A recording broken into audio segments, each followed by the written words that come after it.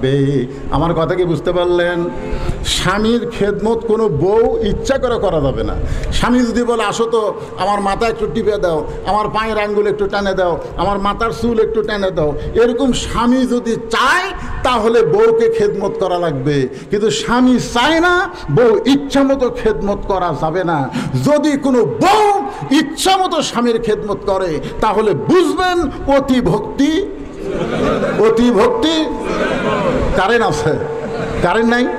Current আছে, তারপরে ফ্যানের সুইচ বন্ধ করে দিয়ে তাল পাকার বাতাস করতেছেন। স্বামী কয় কি হলো? কারেন্ট নাই? কা আছে তো। তো কারেন্টের ফ্যান বাদ দিয়ে তাল পাকার বাতাস কেন? বলে তাল পাকার বাতাস করতেছি আপনার খেদমত করে জান্নাতে যাবার চাই। কিছুক্ষণ পরে এসে মাথার চুল টানে কপাল টিপতেছে। স্বামী কয় কে গো তুমি এত খেদমত করো? বলে আপনি জানেন না আপনার পায়ের তলে আমার জান্নাত, আপনার খেদমত করে আমি জান্নাতে যাবার চাই। এই বলে স্বামীর খেদমত করে। খেদমত করতে করতে হঠাৎ এক সময় বউ পাকা হাঁকায় আর গুনগুন করে কান্দে, পাকা হাঁকায় আর গুনগুন করে কান্দে। স্বামী কয় কে গো কি হয়েছে? আপনাকে বলে লাভ নেই, এমনি। স্বামী কয় না তুমি কি জন্য কাঁদতেছো? তুমি আমার খেদমত করতেছো, বলো তুমি কি জন্য কাঁদতেছো? বউ বলতেছে আপনাকে বলে আমার কোনো লাভ নাই। আরে লাভ নাই বলো। বলতেছে দেখেন কি করব, আপনি যখন চাকরিতে যান, আপনি যখন ব্যবসায় যান, তখন আপনার বুড়া মা আর বুড়া বাপ আর বুড়ি মা সবসময় খালি কুটকুট করে। আমার কলজাত আগুন ধরে গেছে গো। তুমি যদি এই বাপ মার সাথে থাকবার চাও তাহলে আল্লাহর রাস্তায় আমার বাপের বাড়ি পাঠিয়ে দাও। আর তুমি যদি আমাকে নিয়ে জান্নাতের সংসার করবার চাও তাহলে বুড়া বুড়ি বাদ দেওয়া লাগবে। অমা আলাইনা ইল্লাল বালাক।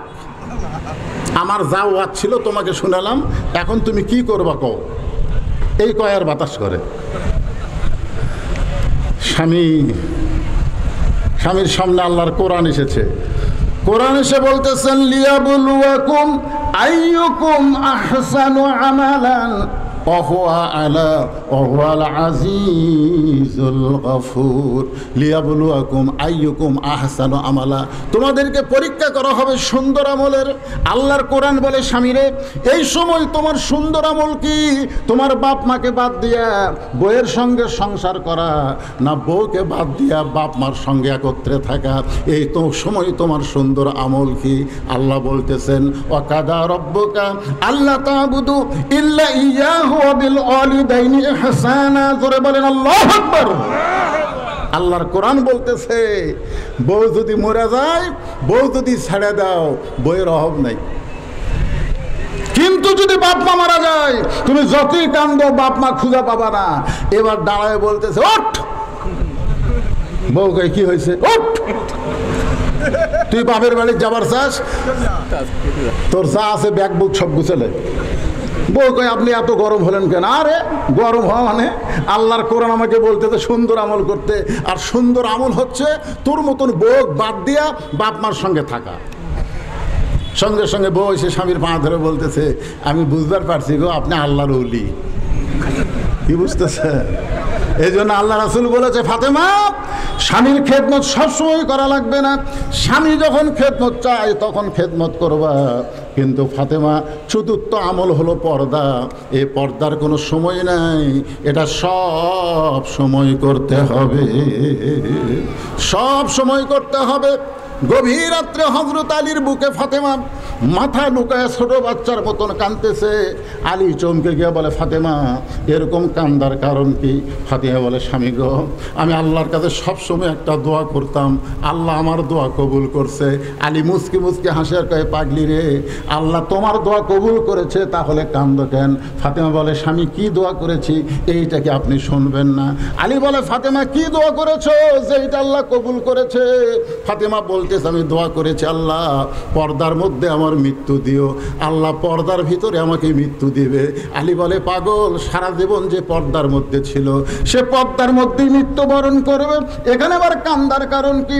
ফাতেমা বলে স্বামী গো সেই মৃত্যুটা কখন হবে সেইটাকে আপনি শুনবেন না?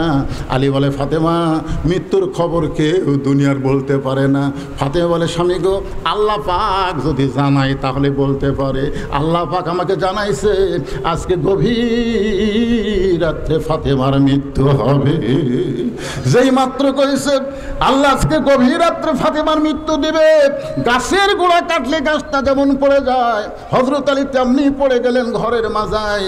ফাতেমা মুস্কি মুস্কি হাসে, যে গভীর রাত্রে মৃত্যুবরণ করবে সে মুস্কি মুস্কি হেসে স্বামীর মাথাটা উরাতের উপরে নিয়ে কপালে একটা চুমু দেয়, বলে স্বামী গো, এমন করে আপনি কাঁদবেন না। আমি জানি আপনি বিশ্বের সবচাইতে বড় বীর, আমি জানি আপনি পৃথিবীর সবচাইতে বড় আলেম। এত বড় বীর হয়ে, এত বড় আলিম হয়ে বিবির মৃত্যুর কথা শুনে আপনি কেন পড়ে গেলেন? আপনি কি জানেন না এই দুনিয়া থেকে বিদায় নেওয়ার পরে আমার 3টা চাওয়া আপনাকে পুরা করা লাগবে? আলী কান্দের বলে, ফাতেমা, দুনিয়াতে গরিব ছিলাম বলে তুমি কিছুই চাইলা না, মরার পরে তুমি কি চাইবা ফাতেমা? ফাতেমা বলে, স্বামী গো, আমার 1 নম্বর চাওয়া হলো রাতের অন্ধকারে আমাকে কবর দেওয়া লাগবে। রাতের অন্ধকারে মৃত্যুবরণ করব, আর দিনের বেলা আমার কবর দিবেন এটা চলবে না। রাতের অন্ধকারেই আমাকে কবর দেওয়া লাগবে। আমার 2 নম্বর চাওয়া হলো আমার কোনো জানাজার ব্যবস্থা করবেন না। আলী বলে, ফাতেমা, তুমি নবীর কলিজার টুকরা, তোমার মৃত্যুর খবর শুনলে লক্ষ লক্ষ মানুষ জানাজায় শামিল হবে। ফাতেমা বলতেছে, লক্ষ লক্ষ মানুষ যদি দোয়া করে ফাতেমা ভালো, আর আপনি যদি বলেন আমার ফাতেমা ভালো না, লক্ষ লক্ষ মানুষের দোয়া দিয়া কোনো লাভ হবে না। ওগো স্বামী, আমার লক্ষ লক্ষ মানুষের দোয়ার দরকার নাই, আপনি শুধু আমাকে ভালো বললে আমার যথেষ্ট জানাজা হয়ে যাবে। আমার 3 নম্বর চাওয়া হলো আমার কোনো খাটনির ব্যবস্থা করবেন না। আমি হিসাব করে দেখলাম এই দুনিয়াতে 4 জন পুরুষ মানুষ আমার খাটনি কান্দে নিবে, কারণ একটা মহিলা মারা গেলে তিনি খাটনি কান্দে নিবার পারবে না। খাটনি কান্দে নেওয়ার জন্যে যোগ্য মানুষ লাগবে। আমি খেয়াল করে দেখলাম আমার বাবা যদি আজকে দুনিয়াতে থাকতো তাহলে বাবা মরা মেয়ের লাশের খাটনি কান্দে নিবার পারতো, কিন্তু 6 মাস আগে আমার বাবা দুনিয়া থেকে বিদায় নিয়েছে। আমার হাসান হোসেন এত ছোট, এরা মায়ের খাটনি কান্দে নিবার পারবে না। আপনি শুধু আমাকে কান্দে করে নিয়ে ওই জান্নাতুল বাকির পূর্ব কোণায় সবুজ রঙের একটা বাতি জ্বলতেছে, ওই বাতি বরাবর আমাকে দাফন করবে। আমার কবরের খবর দুনিয়ার কাউকে দিবেন না। যদি আমার কবর করতে আপনার কষ্ট হয় তাহলে আপনার একান্ত বন্ধু কেউ যদি থাকে তাকে বলবেন সে যেন ফাতেমার কবরটা গোপনে খনন করে দেয়। আল্লাহ নবীর সাহাবী আবু যর গিফারি ফাতেমার কবর খনন করতে গিয়ে 3টা কথা বলেছিল। 1 নম্বর কথা হলো, কবর সাবধান হয়ে যাও, তোমার মধ্যে এমন একটা মহিলাকে দাফন করা হবে যার বাবা হলো বিশ্ব নবী, খবরদার বেয়াদবি করো না, কবর সাবধান হয়ে যাও। তোমার মধ্যে এমন একজন বিবিকে রাখা হবে যার স্বামী হলো আসাদুল্লাহিল গালিব হযরত আলী, খবরদার কবর বেয়াদবি করো না। কবর তোমার মধ্যে এমন একজন মাকে রাখা হবে যার 2টা সন্তান জান্নাতি যুবকদের সর্দার হবে। এই 3টা কথা বলে আবু যর গিফারি যখন কোদাল মারতে চায়, হঠাৎ কবর থেকে আওয়াজ আসে, আবু যর, কার মা, কার মেয়ে, কার বিবি? এটা কিন্তু ফাতেমার জন্য নয়, এটা আমরা যারা ওয়াজ শুনতেছি ইন্না লিল্লাহি ওয়া ইন্না ইলাইহি রাজিউন, আমাদের সকলের জন্য বিপদ। একটু মনোযোগ দিবেন, আমাদের সবাইকে লক্ষ্য করে বলেছে কার মা, কার মেয়ে, কার বিবি, এইটা কবর দেখবে না। আমল যদি ভালো হয় কবর জান্নাতের বাগান হয়ে যাবে, আর আমল যদি খারাপ হয় কবর জাহান্নামের গর্ত হয়ে যাবে। এই শব্দ শোনার পরে আবু যর গিফারি আর কোদাল মারতে পারে নাই, কবর ছেড়ে যখন পালায়ে গেছে এমন সময় হযরত আলী ফাতেমাকে নিতে গিয়ে দেখে ঘরের মধ্যে ফাতেমা নিজেই জীবনের শেষ গোসল করেছে। মৃত্যুর গোসল ফাতেমা নিজেই করেছে। ফাতেমা নিজে কাফনের কাপড় পরে ডান পাশে হাসান, বাম পাশে হোসেনকে ঘুমায় দিয়া নিজে চিরদিনের মতন বিদায় হয়ে গেছে। হযরত আলী কাফনের কাপড়টা বেঁধে ফাতেমাকে কাঁধে করে নিয়ে ওই জান্নাতুল বাকির পূর্ব কোণায় সবুজ রঙের বাতি জ্বলতেছে, ওই বাতি বরাবর বলে আবু যর, আবু যর। কিন্তু আবু যরকে আল্লাহ আগেই খেদায় দিছে। এখন হযরত আলী ফাতেমাকে দাফন করার পর আল্লাহর কাছে বলতেছে, আল্লাহ আমার ফাতেমাকে তুমি কবুল করে নাও, আমার ফাতেমাকে কবুল করে নাও।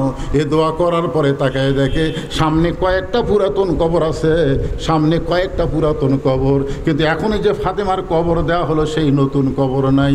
হযরত আলী পাগলের মতন চিল্লায় বলে, ফাতেমার কবর এখনই কবর দিলাম, সেই কবর গেল কোন জায়গায়? গোটা জান্নাতুল বাকি দৌড়ায় বলে ফাতেমার কবর। কে যেন ডাক দেয়, বলে আলী রে। ফাতেমা পর্দা নিশি, আমি আল্লাহ জহুরা ডিগ্রি দিয়া ফাতেমার কবরটাকে কিয়ামত পর্যন্ত পর্দা করে দিয়েছি। হোসাইন বলেছে আমার মা শুধু খাতুনে জান্নাত না, আমার মা হলো ফাতেমা তো জোহরা। আমার নানা শুধু বিশ্ব নবী না, আমার নানা হলো বিশ্ব নেতা। আমার বাবা শুধু বিশ্ব আলেম না, আমার বাবা হলো বিশ্ববীর। ইয়াজিদের সঙ্গে মুতের মিল হয় নাই, ৭২ জন সঙ্গে নিয়ে যাইতেছিলেন। বিশাল লম্বা ঘটনা, আমি কারবালার কাহিনী বলতেছি না, তবে যেটা আপনাদের বুঝাবার চাচ্ছি, আমরা জীবন দেব কার জন্যে? মুসা নবী বলতেছে আল্লাহ মৃত্যুকে পছন্দ করার ২ নম্বর কারণ হলো আমার মৃত্যুটা কেবলমাত্র আপনার জন্য ওয়াকফ করেছি। এটা বোঝানোর জন্যে বলতেছি। এজিদ মুখের মধ্যে লাঠি দিয়া তিরস্কার করে বলতে, তো হোসাইন তুমি শেষ হয়ে গেলে। এই যুবক, এই কি উঠলা কেন বাবা? তোমাকে ওয়াজ আসতেছে এখন, বিরক্ত হচ্ছে? আপনার কি বিরক্ত হচ্ছেন? শেষ হয়ে গেলে খালি জেদ করার কারণে। আমি কত সুন্দর প্রস্তাব দিছিলাম, আজ তুমি বিশ্ব পীর হয়ে থাকলে, বড় পীর। আজকে তুমি খাজা বাবা হয়ে থাকতে, আর তুমি জেদ করে আমার বিরুদ্ধে যুদ্ধ করবে, তুমি আবার ক্ষমতার মসনদ নিবে। আজ তোমার কি অবস্থা হলো? মুখের মধ্যে লাঠি দিয়া এই তিরস্কার যখন করতেছে, তখন ইয়াজিদের সামনে অনেক মুসলমান বসে আছে। ইয়াজিদের দরবারে অনেক মুসলমান বসে আছে। সমস্ত মুসলমান এরকম মাথা নিচু করে আছে। ইয়াজিদ যখন হোসেনের মুখের মধ্যে লাঠি ঢুকাইছে, তখন মুসলমানেরা কি করতেছে? কথা কয় না কেন? কি করতেছে? মাথা নিচু করে আছে। আমার এলাকার এক ইমাম সাহেবকে বলতেছে, হুজুর আমাকে নেতৃত্ব নিয়ে দোয়া করবেন। এখন ইমাম সাহেব ভয়ে কি করবে? দোয়া করতেছে, রব্বানা আতিনা ফিদ দুনিয়া হাসিনা ওয়া ফিল আখিরাতি হাসিনা। বুঝতেছেন না? বিপদত পড়ে গেছে ভাই। এখন হাসানার জায়গায় হাসিনা ছাড়া উপায় নাই। হ্যাঁ, ইয়াজিদের সামনে যতগুলো মুসলমান ছিল, সমস্ত মুসলমান মাথা নিচু করে বসে আছে। কারণ তারা জানে মাথা তুলে দেখলেই তার মাথা আউট। আপনারা দেখেননি? কাদেরও দেখেননি? হায় হায়, কথায় কথায় খেলা হবে, খেলা হবে। কেরে পাগলা, খেলবার গেলে মাজাত বল থাকা লাগবে না? আপনারা দেখছেন ওবায়দুল কাদেরকে যখন টেজর তুলতে, তখন কিভাবে তুলতে আপনারা দেখছেন? দেখেননি ভাই? দেখেননি? ২-৩ জন যুবক ও টানে টেনে টেজর তোলে, আর ওই মাইক পায় কয় খেলা হবে। খেলবার গেলে মাজাত বল থাকা লাগবে। জোরে কোন কথা ঠিক কিনা? চিন্তা করে দেখেন, সবাই যখন মাথা নিচু করে বসে আছে, এমন সময় ৮০ বছরের একজন সাহাবী, সুবহানাল্লাহ বলেন, ৮০ বছরের একজন সাহাবী লাঠিতে ভর দিয়া দাঁড়ায় গেলেন। লিল্লাহি তাকবীর। ৮০ বছরের একজন সাহাবী লাঠি ভর দিয়ে দাঁড়ায় গেলেন। তার মানে বোঝা গেল কুমুলিল্লাহি কানিতিন, কুমুলিল্লাহি কানিতিন। আল্লাহর জন্য আনুগত্য নিয়ে দাঁড়ানোর কথা কোরআনে আছে না নাই? জোরে কোন আছে না নাই? এই আয়াতটা খালি নামাজের জন্য বলা হয়নি, বাতিলের বিরুদ্ধে দাঁড়ানোর কথাও বলা হয়েছে। জোরে কোন কথা ঠিক কিনা? অন্যায়ের বিরুদ্ধে দাঁড়াতে হবে। সবাই যখন মাথা নিচু করে বসে আছে, এই লোকটা দাঁড়াবারই পারে না, সে লাঠিতে ভর দিয়ে দাঁড়ায় বলতেছেন, ইয়াজিদ মুখ সামাল করে কথা বলো। ওই সাহাবীর নাম হলো আনাস ইবনে মালিক। দেখেন ৮০ বছরের বুড়া লাঠিতে ভর দিয়ে দাঁড়ায় বলতেছেন, ইয়াজিদ মুখ সামাল করে কথা বলো। তুমি যার মুখের মধ্যে লাঠি ঢোকায় তিরস্কার করতেছ, তাকে তুমি চিনো? তাকে তুমি চিনো? যদি আজকে চিনতে, এরকম বেয়াদবি করতে পারত না। আমি আনাস একাধারে ১০ বছর আল্লাহ নবীর খাদেম ছিলাম। একাধারে কয় বছর? ১০ বছর আল্লাহ নবীর খাদেম ছিলাম। আল্লাহ নবী ফরজ নামাজটা মসজিদে পড়া ভালোবাসতেন জামাতের সাথে, আর সুন্নত নফল এগুলো নামাজ রাসূল ঘরে বেশি পড়তেন। ঘর যেন কবর না হয়, আপনারাও পড়বেন সুন্নত নফল নামাজ, বাড়িতে বেশি বেশি পড়বেন। তো রাসূল একদিন একটা নফল নামাজের রুকুর থেকে সেজদাত গেছে। এমন সময় ওই হোসাইন, যে হোসাইনের মুখের মধ্যে লাঠি ঢুকাইছে, ওই হোসাইন কুত থেকে দৌড়ে এসে নানার পিঠে চড়ে বলতেছে, চল ঘোড়া চল, চল ঘোড়া চল, চল ঘোড়া চল। আনাস রাদিয়াল্লাহু বলেন, ইয়াজিদ শোনো, আল্লাহ নবীর পিঠে চড়ে যখন চল ঘোড়া বলতেছে, আমি চিন্তা করলাম মস্ত বড় বেয়াদবি হয়ে যাচ্ছে।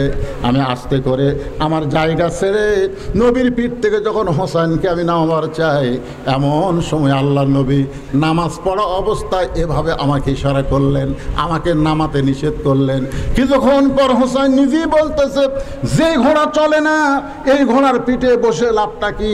এই বলে হোসেন যখন পিঠ থেকে উঠে যায়, এমন সময় কিছুক্ষণ পরে নবী নামাজ থেকে মাথা উঠালেন, সেজদা থেকে মাথা উঠালেন, নামাজের সালাম ফেরালে আমি নবীর সামনে গিয়া দুই হাঁটু বরাবর হাঁটু লাগাই বললাম, ইয়া রাসূলুল্লাহ, আপনার নাতি কত বড় বেয়াদবি করলো, আপনাকে চল ঘোড়া বললো, আমি পিঠ থেকে নামাবার চাইলাম আর আপনি আমাকে নিষেধ করলেন।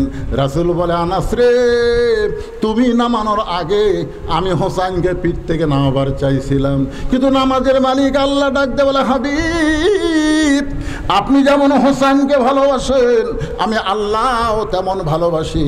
যতক্ষণ হোসেন আপনার পিঠে বসে থাকবে আপনি সেজদা থেকে মাথা তুলবেন না। আনাস রাদিয়াল্লাহু বললেন, রে ইয়াজিদ, যে হোসেন নবীরে ঘোড়া বানাইলে আল্লাহ খুশি হয়, সেই হোসেনের মুখের মধ্যে লাঠি ঢোকায় তুমি তিরস্কার করতেছ।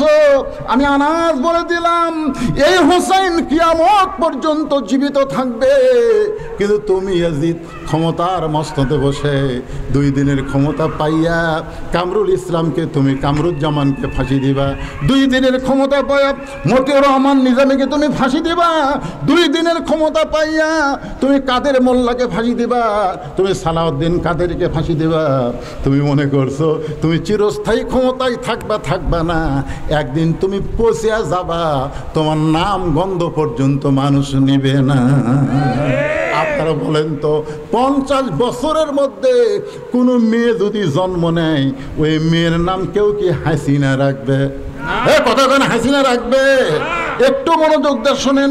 মুসা বলতেছে, আল্লাহ মৃত্যুকে পছন্দ করার 2 নম্বর কারণ হলো আমার মৃত্যুটা কেবলমাত্র আল্লাহর জন্যে আমি ওয়াকফ করেছি।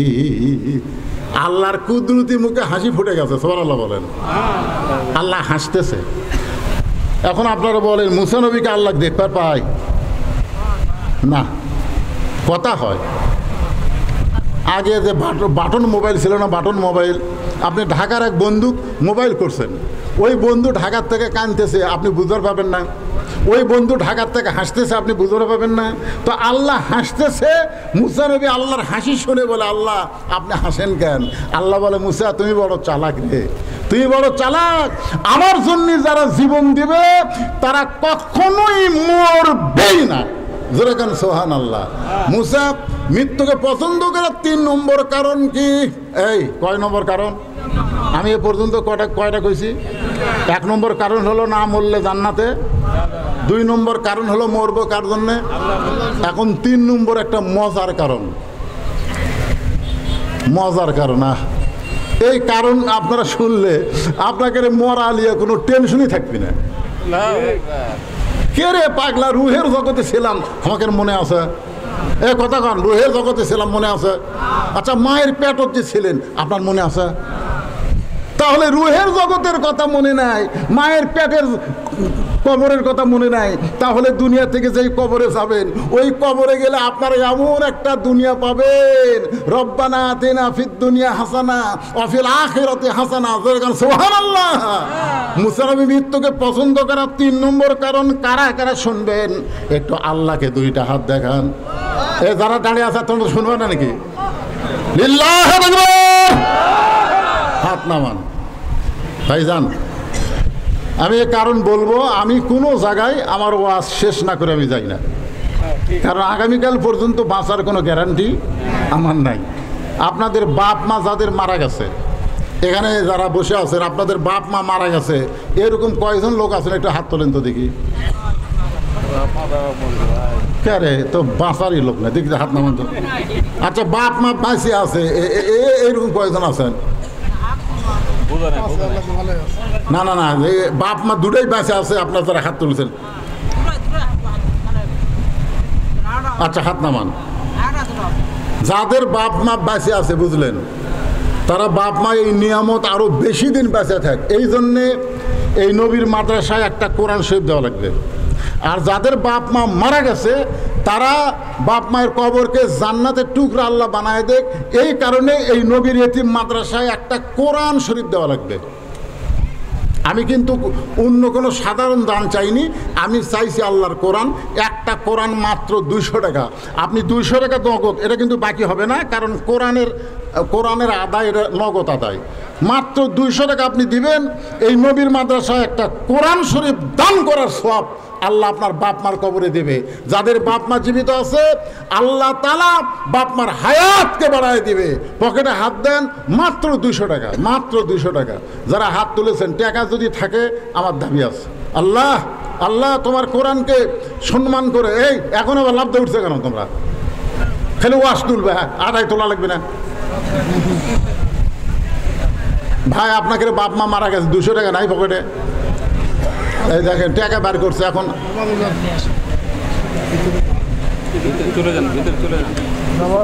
একটু কষ্ট করে আপনার রাস্তা দেন তো দেখি, আসুক তো দেখি, আমার হাতে হাতে একটু দেখতো।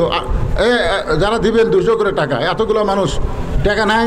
যার কাছে আল্লাহ টাকা আছে 200 কিন্তু দিচ্ছে না, এমন উষ্টা খাওয়া খাবি হাসপাতালে যাওয়া লাগবে, জানেন কি? মাশাল্লাহ মাশাল্লাহ। আল্লাহ তোমার কোরআনকে মহব্বত করে 200 টাকা দান করেছে, 300 ফেরত দেওয়া লাগবে। এই 200 আর 100 দেন। আল্লাহ তোমার একজনও যাওয়ার নিয়তে যাবেন না, মুসা নবী মৃত্যুকে মত করার 3 নম্বর কারণ শোনা লাগবে। আল্লাহ আর একজন 200 টাকা দান করেছে, আল্লাহ কবুল করেন। আর একজন 200 টাকা দান করছে, আল্লাহ কবুল করেন। আর একজন 200 টাকা দান করছে, আল্লাহ কবুল করেন।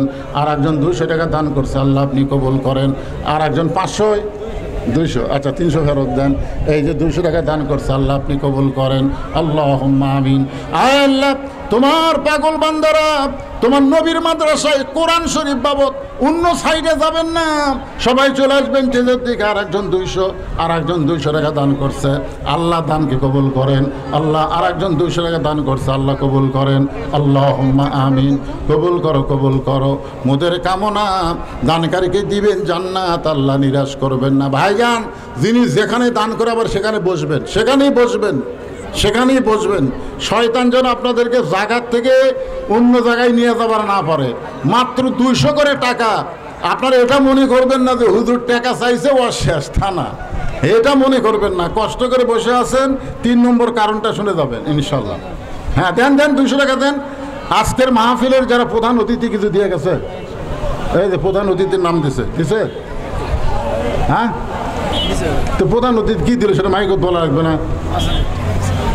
প্রধান অতিথিরা 5000 টাকা দেয়। আজকের মাহফিলের সম্মানিত প্রধান অতিথি উনি 5000 টাকা দান করেছে, আল্লাহ ওনার দানকে কবুল করেন। আল্লাহ নগদে দিছে না দিবেশ আছে, নগদে দিছে। সভাপতি সাহেব 6000 টাকা, 7000 টাকা, মাশাআল্লাহ। সভাপতি সাহেব 7000 টাকা দিয়ে 7টা জাহান্নাম হারাম হয়ে গেছে। সহ সভাপতি 10,000 টাকা। জোরে বলেন মারহাবা। এই ভাইরা দিছে, সোনার ভাইরা। আপনি 10,000 দিয়েছেন, আল্লাহ। আর আপনি কি কোন পোস্টে আছেন? তো তাহলে কিছু দেওয়া লাগবে তো বাবা, দিচ্ছেন। এই যুব দলের সভাপতি সাহেব দিছে।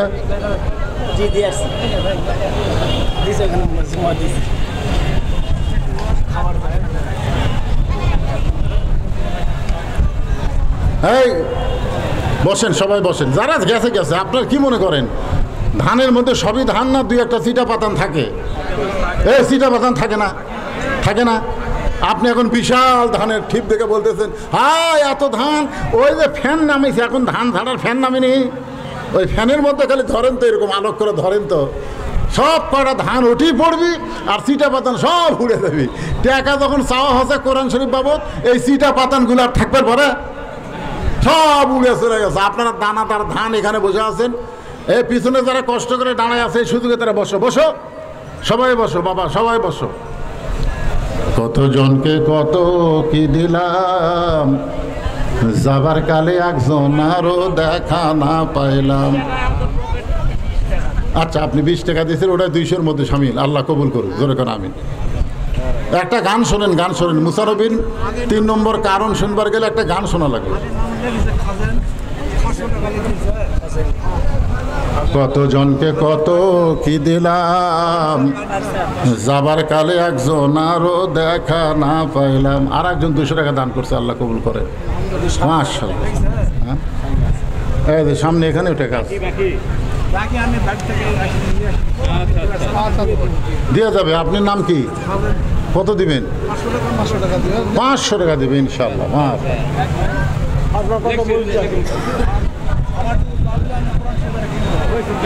আচ্ছা আচ্ছা, মাশাআল্লাহ মাশাআল্লাহ মাশাআল্লাহ।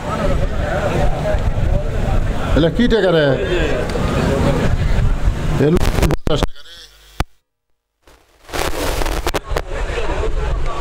নতুন 50 টাকা দুটা মহিলাদের মধ্যে আদায় হচ্ছে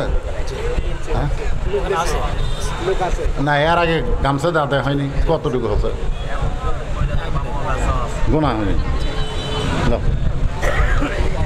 সব একটু জিকির করেন, লা ইলাহা ইল্লাল্লাহ, লা ইলাহা ইল্লাল্লাহ, লা ইলাহা ইল্লাল্লাহ, লা ইলাহা ইল্লাল্লাহ, লা ইলাহা ইল্লাল্লাহ, লা ইলাহা ইল্লাল্লাহ, লা ইলাহা লা ইলাহা ইল্লাল্লাহু মুহাম্মাদুর রাসূলুল্লাহ সাল্লাল্লাহু আলাইহি সাল্লাম।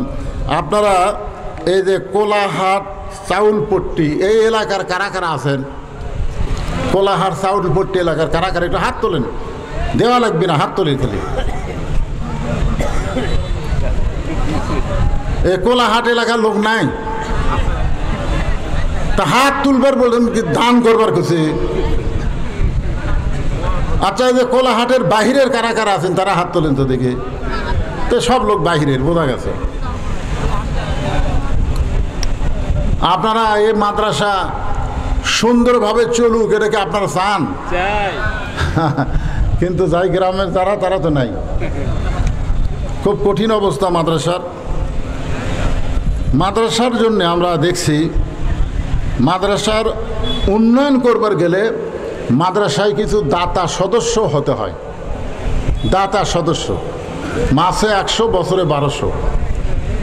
আপনারা যদি এরকম সদস্য হতে পারেন যে হুজুর প্রতি মাসে আমি 100 করে টাকা দেব, বছরে 1200 টাকা দান করব, এরকম যদি দাতা সদস্য হন, বিশ্বাস করেন আপনাকে ডাক্তারের কাছে যাওয়া লাগবে না। আল্লাহ কোরআনে বলেছেন, অনুনাজ্জিলু মিনাল কোরআনি মা হুয়া শিফাউ ওয়া রাহমাতুল লিল মুমিনিন। মুমিনদের জন্য এই কোরআনকে আল্লাহ যাবতীয় রোগের ঔষধ হিসাবে নাজিল করেছে। জোরে কান সুবহানাল্লাহ। তো মাসে 100 করে টাকা দিবেন, বছরে 1200 টাকা দিবেন, এরকম কোন দাতা জান্নাতি সদস্য আপনাদের মধ্যে আছে? তাহলে ভেনো পৃষ্ঠে লেখা থাকবে, এই পৃষ্ঠায় ভেনো, উপরে লেখেন দাতা সদস্য। মাসে 100, বছরে 1200। কে দিবেন? 2 জন বার আছে, জাহিদুল ইসলাম আর লিল্লাহু আকবার। একসঙ্গে 2 জন দাতা সদস্য পাওয়া গেছে, জাহিদুল ইসলাম আর একটা ফেরদাউস। মাসে 100, বছরে 1200। কিছুই না রে ভাই। অনেক যুবক প্রতি মাসে 1000 টাকা ফ্যাক্সি ঢুকায়। এই গ্রামের নাম কি?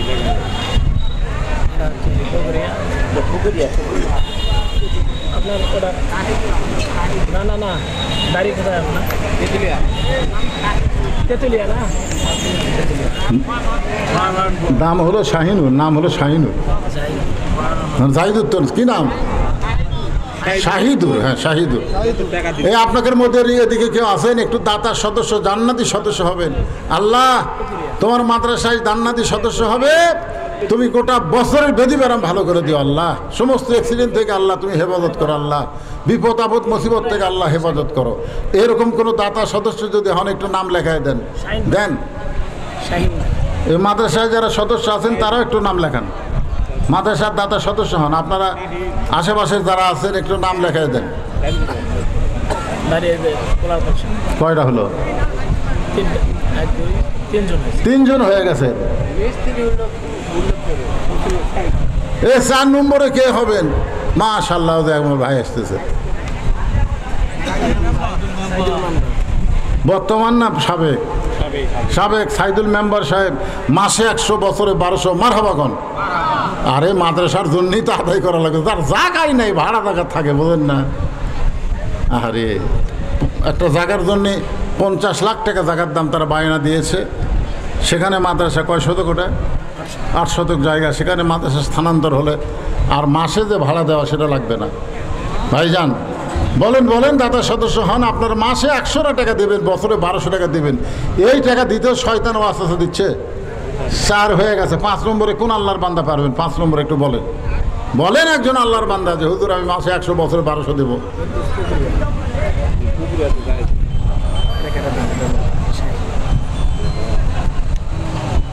আমার কাটা কে কমে গেল নাকি? সিয়ারে বসে আছেন, আপনাদের মধ্যে একটা লোক নাই 5 নম্বরে দিছে। মুসা আলাইহিস সালাম বলতেছে আল্লাহ মৃত্যুকে পছন্দ করার 3 নম্বর কারণ হলো, এই 3 নম্বর কারণ বলার আগে আমি একটা গান গাইতেছি। আচ্ছা, হাসিনা যখন বাংলাদেশ থেকে পলায় যাচ্ছে ইন্ডিয়াতে, আপনারা ওই ভিডিও দেখছেন? এই পোলার লোকেরা ভিডিও দেখছেন? 2 বোন যাচ্ছে, একটা হলো শেখ রেহানা, একটা শেখ হাসিনা। আমি দেখছি ভিডিও, আমি কয়েকবার দেখছি, কয়েকবার। জি, কি দিচ্ছেন? 500 টাকা দিচ্ছে। ও, মা বাপের জন্য একজন 500 টাকা দান করছে, আল্লাহ কবুল। তো এখন আমি এই ভিডিওটা দেখলাম, এই শেখ রেহানা যাই তাই মাটির দিকে তাকা তাকা হাঁটতেছে, আর শেখ হাসিনা খালি এভাবে তাকাচ্ছে, এভাবে। দেখছেন আপনারা? ওই সময় শেখ হাসিনা গুনগুন করে একটা গান গাইছিল। সে গান তো আপনারা শুনতে পাননি, কিন্তু দিলের কান লাগালে একটু বোঝা যায়। কতজনকে কত কি দিলাম, যাবার কালে এক সামসারও দেখা না পাইলাম। আপনারা কি মনে করতেছেন? মুসা বলতেছে আল্লাহ মৃত্যুকে পছন্দ করার 3 নম্বর কারণ হলো বাল তুসিরুনাল হায়াতাদ দুনিয়া ওয়াল আখিরাতু খায়রু ওয়া আবকা। মৃত্যুকে পছন্দ করার 3 নম্বর কারণ হলো দুনিয়া ক্ষণস্থায়ী আর আখিরাত হলো চিরস্থায়ী। আপনারা বলেন তো, আপনারা ক্ষণস্থায়ী ভালোবাসেন না চিরস্থায়ী ভালোবাসেন? কারণ দুনিয়ায় যত বিল্ডিং তৈরি করেন, যত বড় বাড়ি করেন, আপনি কিন্তু থাকতে পারবেন না। আপনাকে আখিরাতের জগতে যাইতে হবে। মুসা বলতেছে আল্লাহ এই ক্ষণস্থায়ী দুনিয়া থেকে চিরস্থায়ী আখিরাতে যাওয়ার জন্যে মৃত্যুকে আমার বড় ভালো লাগে। আল্লাহ আমাদের সকলের জন্য কবুল করুক, সকলে বলে আমিন। ভাইজান আমাকে তুলে দিছে দেরি করে, তাছাড়া 12টার পর আমি ওয়াজ করি না, কারণ ওয়াজ শুনবো, আবার ফজরের নামাজ আমরা জামাতের সঙ্গে আদায় করবো। জোরে কোনো কথা ঠিক? ওয়াজ শুনলাম, নামাজ পড়লাম না, তাহলে লাভ হবে না। এই জন্য যাই হয়েছে আলহামদুলিল্লাহ, সবাই ইস্তেগফার পড়ি। আস্তাগফিরুল্লাহ রব্বি মিন কুল্লি জামবি ওয়া তুবু ইলাইহি লা হাওলা ওয়ালা কুওয়াতা ইল্লা বিল্লাহিল আলিয়্যিল আযীম। আপনি কিছু বলবেন সভাপতি সাহেব? বলবেন? আল্লাহুম্মা আমিন। আল্লাহুম্মা আনতাস সালাম ওয়া মিনকাস সালাম তাবারাকতা ইয়া যাল জালালি ওয়াল ইকরাম। আয় আল্লাহ তাআলা, কঠিন গরমের ভিতরে তোমার হাজার হাজার বান্দা বান্দিরা এই গভীর রাত পর্যন্ত জান্নাতের বাগানে বসে বসে আল্লাহ আলোচনা শোনার শেষ আমি গুনাহগারের সঙ্গে রহমতের দরজায় ফকির হয়ে দোকানা হাত তুলেছি। আল্লাহ মেহেরবানি করে আজকের মাহফিল আমাদের সকলের হেদায়েতের জন্যে, নাজাতের জন্যে, জান্নাতের জন্যে কবুল করে নাও। এই মাহফিলের শুরু থেকে শেষ পর্যন্ত যত আলোচনা হয়েছে আল্লাহ, এর মধ্যে যদি ত্রুটি হয়, ভুল হয়, মাফ করে দাও। এর যা হাদিয়া মঞ্জুর করো সোনার মদিনায় নবী পাকের রওজা মোবারকে আল্লাহ কবুল করে নাও। তামাম আম্বিয়ায়ে কেরাম, আসহাবে কেরাম, তাবিনে কেরাম, তাবা তাবিনে কেরাম, তামাম পৃথিবীর মাটির নিচে যত মুমিন মুমিনা শুয়ে আছে আল্লাহ সকলে আর ওয়াফরে হাদিয়া কবুল করো। আল্লাহ আমরা যারা হাত তুলেছি আল্লাহ, আমাদের জনম দুঃখনী মা বাবা যাদের কবরে চলে গেছে, আল্লাহ মেহেরবানি করে মা বাবার কবরকে জান্নাতের টুকরা বানায় দাও। আমাদের দাদা দাদি নানা নানা আত্মীয় স্বজন শ্বশুর শাশুড়ি যাদের কবরে গেছে আল্লাহ কবরবাসীদের মাফ করে দাও। আয় আল্লাহ তাআলা যাদের বাপ মা জীবিত আছে এই নিয়ামত দয়ের হায়াতকে বাড়ায় দাও। আজকের মাহফিলের সম্মানিত সভাপতিকে আল্লাহ তুমি কবুল করো, সহ সভাপতিকে আল্লাহ তুমি কবুল করো, প্রধান অতিথি বিশেষ অতিথিদের আল্লাহ তুমি কবুল করো। আল্লাহ এই মাদ্রাসাকে কিয়ামত পর্যন্ত কবুল করে নাও। এই মাদ্রাসায় নগদে বাকিতে আজকে যারা দান করেছে আল্লাহ সব দানগুলোকে জান্নাতের বিনিময় হিসাবে কবুল করো। আমার মা বোনেরা পর্দার অন্তরাল থেকে বসে বসে ওয়াজ শুনেছে আল্লাহ আবিদা সালিহা মা ফাতেমার সঙ্গে কবুল করে নিও। আমাদের মধ্যে আমরা যারা অসুস্থ আছি আল্লাহ সুস্থতার নিয়ামত দান করো। আয় আল্লাহ তাআলা যে কোরআন থেকে আমরা আলোচনা শুনলাম আল্লাহ সেই কোরআন শুধু কোরআনের মাহফিলে নয়, এই কোরআন অনুযায়ী যেন আমরা চলতে পারি এমন একটা সমাজ এবং সুন্দর দেশ আমাদের দেখার তৌফিক দিয়া দিও। সুবহান রাব্বিকা রব্বিল ইজ্জাতি আম্মা ইয়াসিফুন ওয়া সালামুন আলাল মুরসালিন আলহামদুলিল্লাহি রব্বিল আলামিন। ওয়াজাল আখিরাতি কালিমাতুনা ইনদাল মাউতি লা ইলাহা ইল্লাল্লাহু মুহাম্মাদুর রাসূলুল্লাহ সাল্লাল্লাহু আলাইহি সাল্লাম। আসসালামু আলাইকুম ওয়া রাহমাতুল্লাহি ওয়া বারাকাতুহু।